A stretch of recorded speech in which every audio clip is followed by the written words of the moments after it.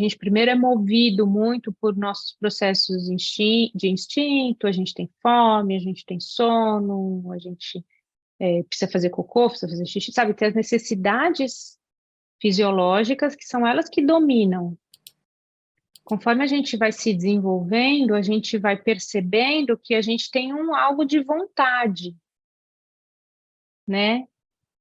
Mas a gente também tem dúvidas ainda se essa vontade é minha, se é da minha mãe, né? A gente ainda não se constitui como ser, a gente se entende aí como uma mistura, né? Quando eu falo mãe, na verdade é cuidador, cuidadora, né? É a pessoa que mais tem contato com essa criança. Então, você se vê meio que em fusão com essa pessoa. E se essa relação é uma relação em que permite a entrada do pai, né? E aí a gente já começa a perceber que podem começar emaranhados do tipo o pai não ter acesso à criança, né? O pai não estar ali para a criança, né? A gente também vai percebendo que a criança vai, né? Ela de novo, ela ainda não está se constituindo, mas ela já se constituindo faltando alguma coisa, sem acesso a algo, né? Então, primeira coisa é essa, é a gente pensar no ser, como que a gente se constitui, a gente vai se separando da nossa mãe. A gente tem o primeiro corte lá do cordão umbilical, mas a gente ainda está muito fundido ali naquele processo. Conforme a gente vai se separando, a gente vai se reconhecendo, né? A gente pode ser mais. Então, o que o Bert diz é, você é os seus pais na medida em que só quando você, sabe, ingressa, recebe, toma os seus pais e reconhece e não os rejeita, aí você pode ser, vamos lá, que vamos ligar uma coisa com a outra. Muitas vezes eu ouço em sessões, as pessoas vêm com essa questão de ter sido rejeitado pelos pais, né? De ter, era uma gravidez indesejada, minha mãe já falou para mim que não era para ter nascido, ou minha mãe falou que meu pai queria tirar, mas ela não quis. Então, já ouvi alguns relatos assim, sobre uma sensação, um sentimento de rejeição desde bebê, né? Desde muito pequeno, ou de crescer ouvindo uma história de rejeição. Já ouvi também histórias de rejeição numa idade um pouco maior, assim, né, de criança, ou de quando tem separação dos pais, e aí os pais brigam e o pai vai embora, e às vezes a criança sente que a culpa é dela, né, porque aquilo não ficou muito bem explicado para ela, então ela sente também uma carga de rejeição muito grande. Ou ainda, né, na vida adulta. Então, eu acredito que as duas coisas estão ligadas. Vocês conseguem ver a ligação dessas duas coisas ou ainda está um pouco difuso, complicado? O que eu percebo, assim, por que as duas coisas estão ligadas?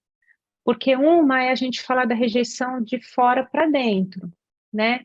Eu acho que eu fui rejeitada, eu tenho uma sensação de rejeição, não é que eu acho, me falaram mesmo, olha, eu rejeitei, mas não deu certo o aborto e você nasceu, né? Também já ouvi isso. E tem um outro lado que o Bert diz, que você se constitui quando você é os seus pais. Só que se os pais não estão disponíveis, você sente essa rejeição de qualquer forma. Então, é uma via de mão dupla. E aí entra um pouco da questão do tomar os pais, né?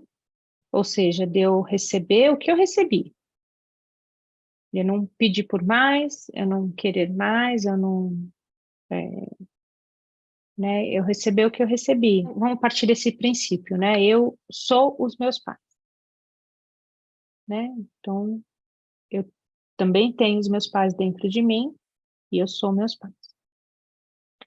Se existe dentro da minha família, dentro da minha realidade, essa situação de conflito entre os pais, ou de abandono mesmo, da mãe ter partido, ou do pai ter partido, né? Ou de às vezes não, nem o abandono da pessoa ter saído, mas ela mas não é presente, enfim. Mas principalmente quando um fala mal do outro para o filho. Quando existe o conflito, e aí a mãe fala mal do pai para o filho, o pai fala mal da mãe para o filho, né? Isso pode acontecer. Isso pode acontecer, não, gente. Isso acontece muito, né? Muito, muito, muito, muito. Também falando com base nas constelações que eu conduzo, enfim. Então, nesse lugar de um falar mal do outro e tal, como que você se sente, sendo que você é seu pai, por exemplo, e você ouve falar mal do seu pai? Então, você, né, imagina, ama o seu pai e a sua mãe, e aí seus pais têm muito conflito entre os dois.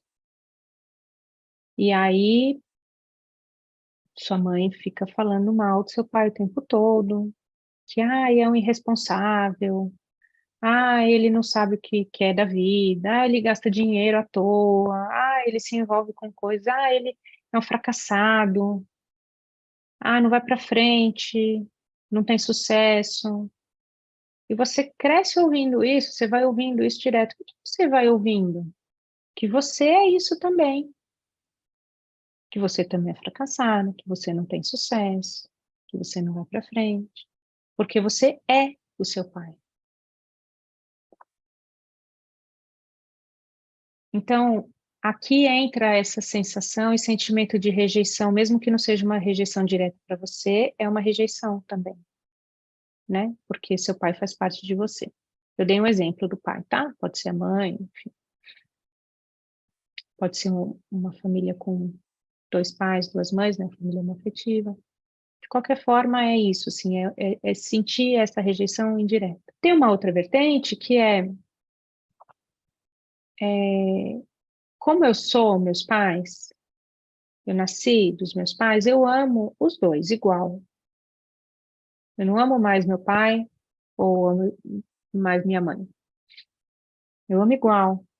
Só que se eu ouço sempre tanto falar mal do seu pai, eu fico pensando assim, puxa, mas eu amo minha mãe e o amor da minha mãe está condicionado a eu também não gostar do meu pai. Porque como pode? Ela não suporta meu pai.